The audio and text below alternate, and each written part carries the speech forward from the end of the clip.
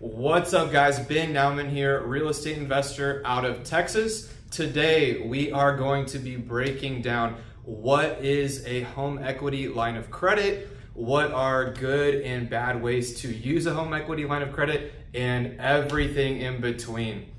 So let's get started. What is home equity?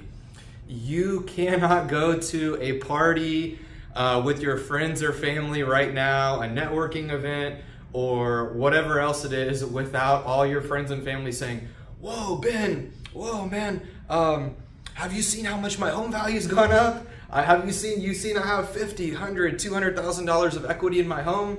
Blah, blah, blah." But the facts are, the average person in the US has half their net worth tied up in their home equity that's not really doing anything. And at the end of the day, if you're not using a strategic plan like this, your home is a liability and it's not an asset. So let's break down, what does a home equity line of credit look like? So say in this example you have a $300,000 home. Okay, let's draw our little home right there. Okay, the best place to go to look for where you can get these HELOCs are local community banks.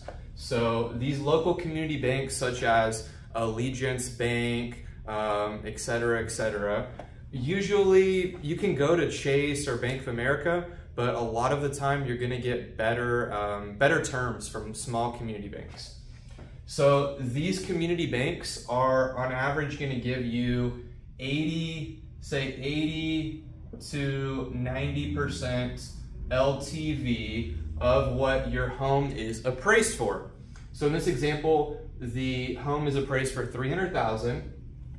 That is gonna be $240,000 to $270,000. So typically when you get a home equity line of credit, you are gonna get somewhere around $240 to $270 based on a $300,000 home that you had, in this example, paid off.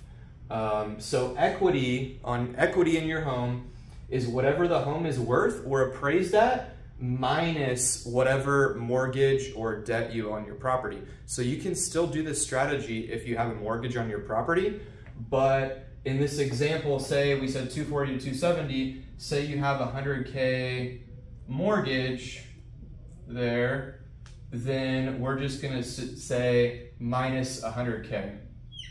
So you're just gonna have 100K extra to take off that you're not gonna be able to leverage. Why is this strategy so powerful? Typically, when you go to the community banks, they're going to be giving you, rates have gone up a little bit, but last time one of my investors checked, they were quoted a 3% interest rate on their HELOC.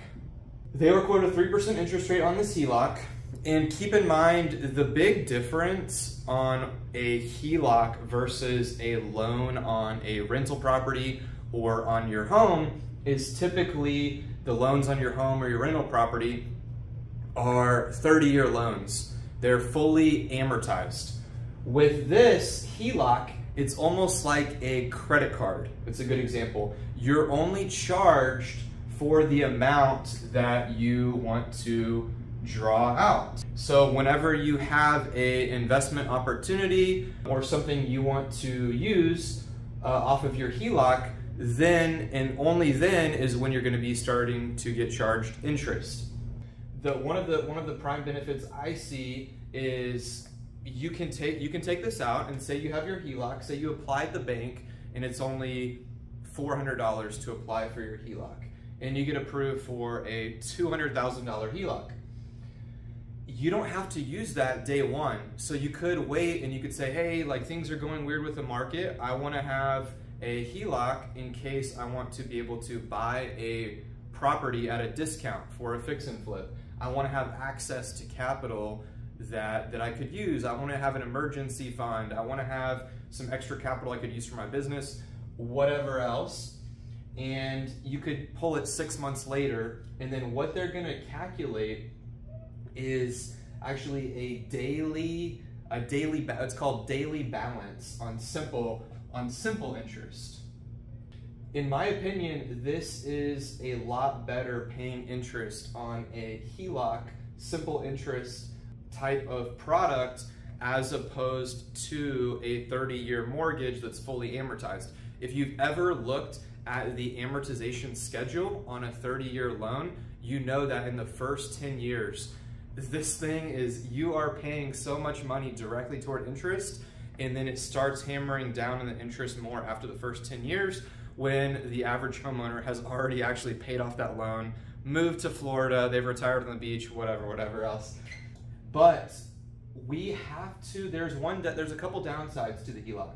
The first downside to the Heloc is this is not an infinite term. Usually there is a 5 to 10 year term on this Heloc. You go to the bank, they say, hey, yeah, we'll approve you for 3%. It's gonna be a 5 to 10 year term on your Heloc, but most likely what they're actually gonna say as well is they're gonna say this 3% can change. So it could go up based on the prime rate. It can go up. That can be scary based on your strategy. So we'll talk about that in a second. So the rate can go up based on the prime rate. And then also it's not a 30-year term. This is generally 5 to 10 years. Knowing this will tell us what to do. Based on this information, what types of investments would we use a Heloc for? So we're gonna use a Heloc on shorter term investments that get us to our long-term strategy. One example, there's a couple examples of things that I think are good to use for Helocs. Let's see here. So one of our private lenders uses his Heloc to fund deals for us, to fund real estate fix and flips for us here in Texas. And so he will, for instance, lend us $200K out of his Heloc, and then he will be paying 3% interest from the day he takes out the 200 and he sends the money directly to the title company, and he gets a note to lend us money against a real estate property. And then in this example, we're paying him 10% interest on an average fix and flip here in Texas. Let's say 10 to 12% interest. In this example, he's making 7 to 9%, 7 to 9% on dead equity that wasn't doing anything. It can be a little frustrating when you see the average person in the US has the half of their net worth is tied up not doing anything, and they're going to work every day, and half their net worth is doing nothing. So I think it definitely slows down their wealth building. And so in this example, he's getting paid a return. Why does this lending strategy work well on a Heloc? We have said that this is a short-term loan. So say this is a 6-month to 1 year loan. Most of our loans we get are 6-month loans on fix and flips. But say this is a 6-month to 1 year loan. That is very safe because we said that the Heloc is more of a short-term window, short-term investments. In my opinion, you don't want to be doing any investment longer than 2 years on a Heloc, but if you can come up with a strategy to pay this money back in less than 2 years.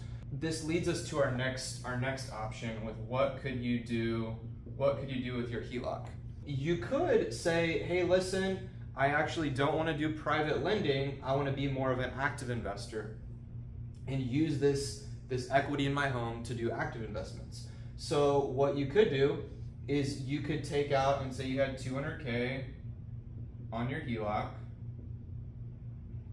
You could take this 200,000 and you could put down payments down on, 3 houses, really depending on how aggressive you want or don't want to get with it.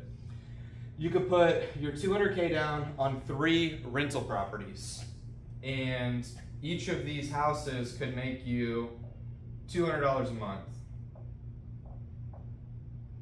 And so you have essentially got 3 rental properties here out of thin air. So you didn't have to get a bunch of money out of your pocket. The risk here is what we just said, is these are preferably HELOCs are for a short-term strategy.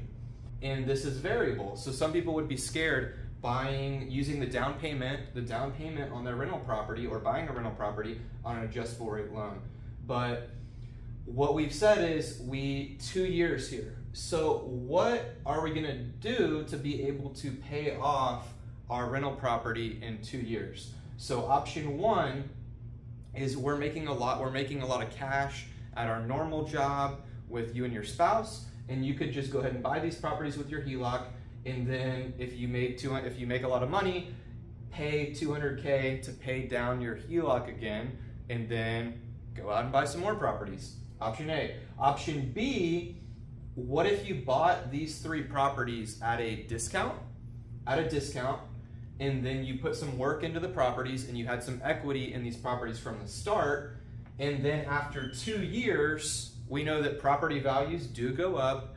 They have been going up a lot right now, but say on a very conservative rate, after 2 years, the property values have gone up, and we bought them with equity from the start, so we can go ahead and refi all of these 3 properties, pay off the HELOC, and then we can go do it again. These are a couple options with the HELOC. You can go out and buy properties for fix and flip yourself. You can go out and buy rental properties with your HELOC. You can go out and lend money passively on your HELOC. We want to be careful with lending money, like we said, that it's no more than a 2-year time frame, because we have to make sure this gets paid back, since there can be a little bit of adjustments with the market. But at the end of the day, if your HELOC goes up to 5, even 6%, and you're making 10, 11, 12%, is that a bad deal? You know, that's up to you to decide. What I would not do, and what you probably shouldn't do with a HELOC, would be a HELOC is actually the same as cash, really. If you've had this before, you know that they can give you cards, you get it deposited straight into your bank account, and so it's cash. And so with any loans you're getting, you have to use that as strategically as you can and be responsible with that, because it's in your account. You could go out and you could buy some boats, you could have some very expensive parties at the club, you could go out and buy yourself some Lamborghinis, some Ferraris, whatever else you want. In my opinion, you should use a HELOC as a long-term investment strategy and a short-term investment strategy if you're using it effectively, if you know the pros and the cons of what this is. And then I personally would not go out and fund my lifestyle with a HELOC. I wouldn't go out and buy liabilities. So I would personally only invest into assets carefully, which an asset could be a note, it could be equity in a deal, and then I would be careful of this, say I probably wouldn't do anything for more than a year. Know how you're gonna pay it back within a year or two, because there are gonna be fluctuations in the market, and this isn't a 30-year fixed loan. All right, definitely let me know your thoughts, comments, concerns, feedback. Definitely give us a like, and talk with y'all soon.